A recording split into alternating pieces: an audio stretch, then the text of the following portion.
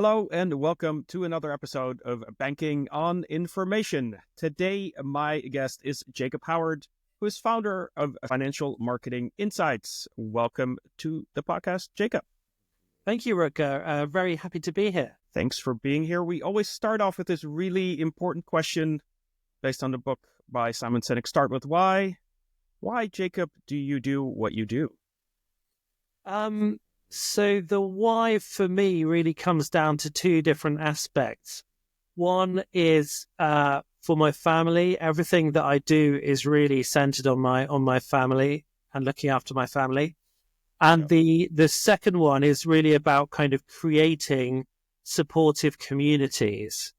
So I've got two lovely children, a lovely wife.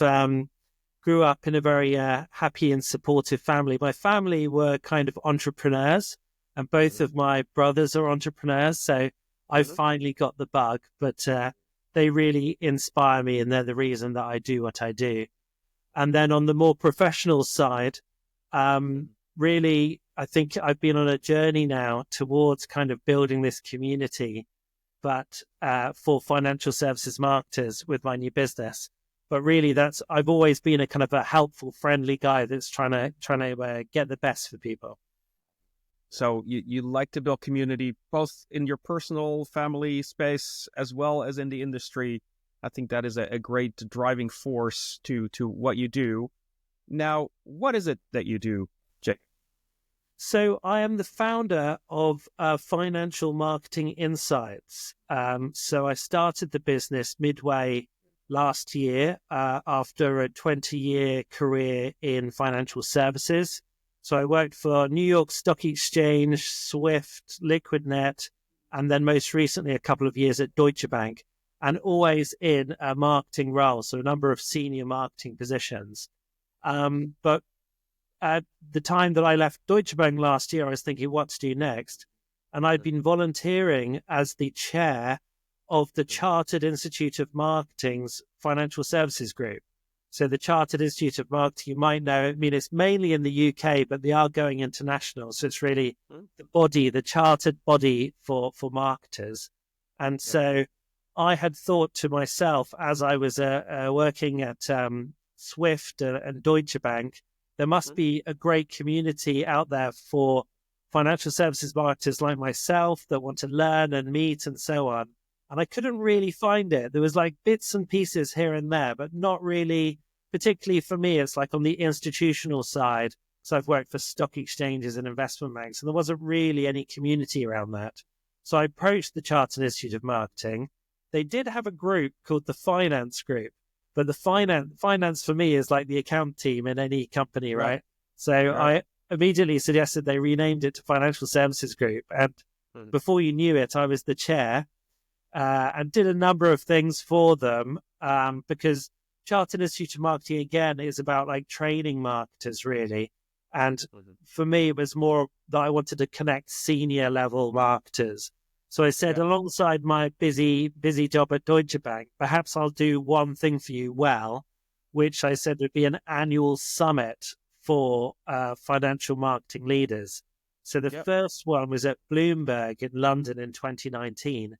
And apart from the COVID disruption, I've been doing it ever since. So when I left Deutsche Bank last year, I thought maybe there's a business idea there.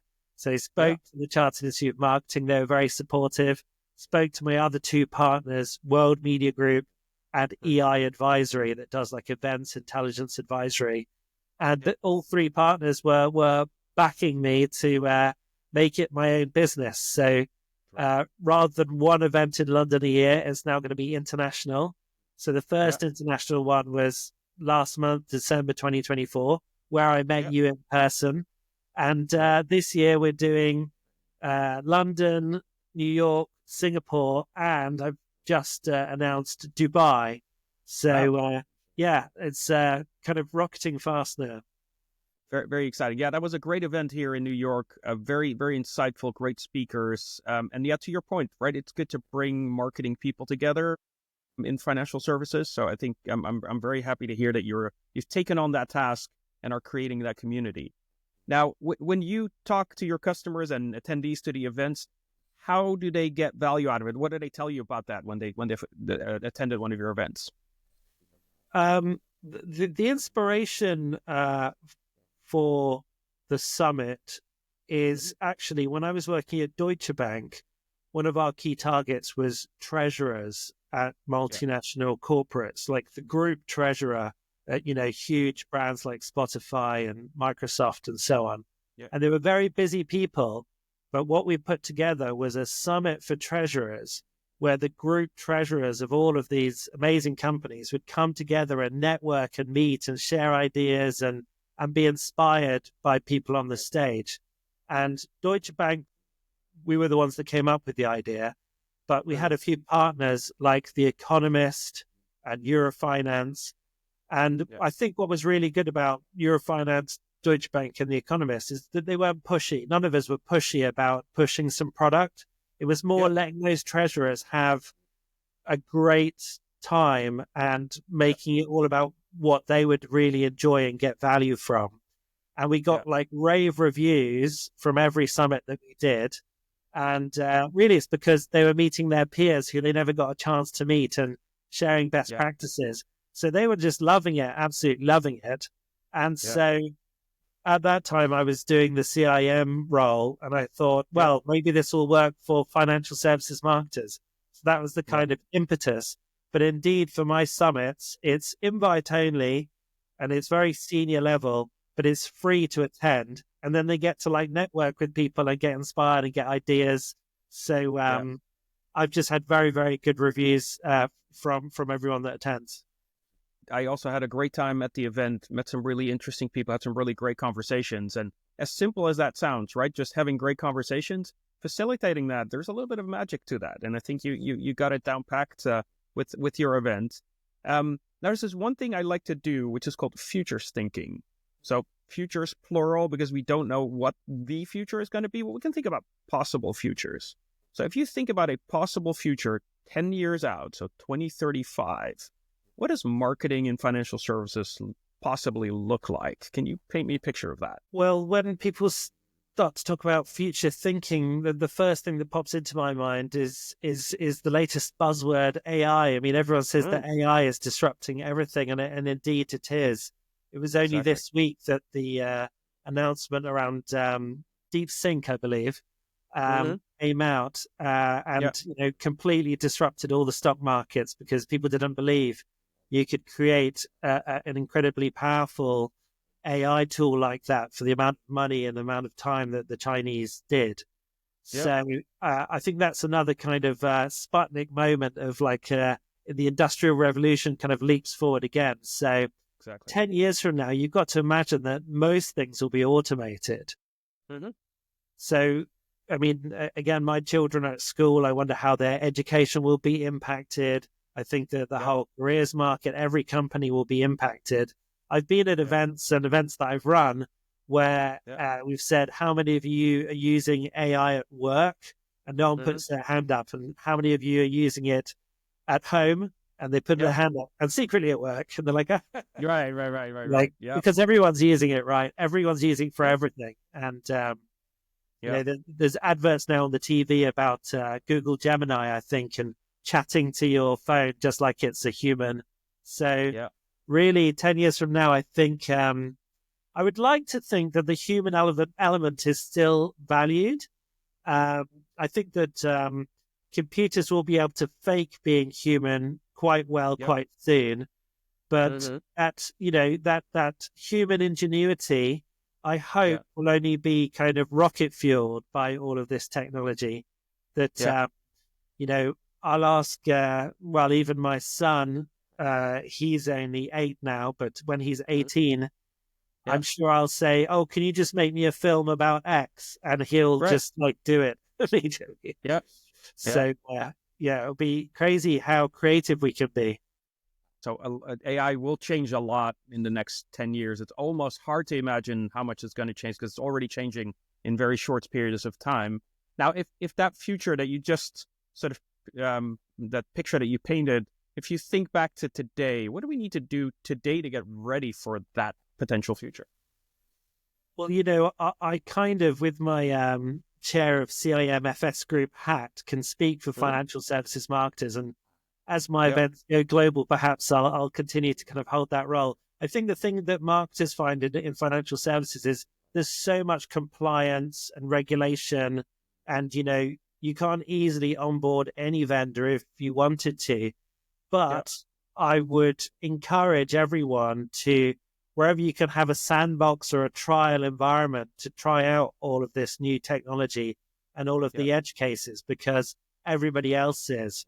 On my website, financialmarketinginsights.com, we just posted a kind of a CMO digest of a recent Gemini report into AI and its uses. And it says, 50 to 60% of marketing teams are actively using AI. So it's kind of a warning klaxon signing for anyone that thinks they can sit on their hands and it doesn't affect me. But I think that, most large banks or large institutions do have huge technology stacks like Salesforce or Adobe or Microsoft. And most of those have got AI built into them already to automate things. But you're right, it's hard to see the future, but it's just going to improve and evolve very, very rapidly.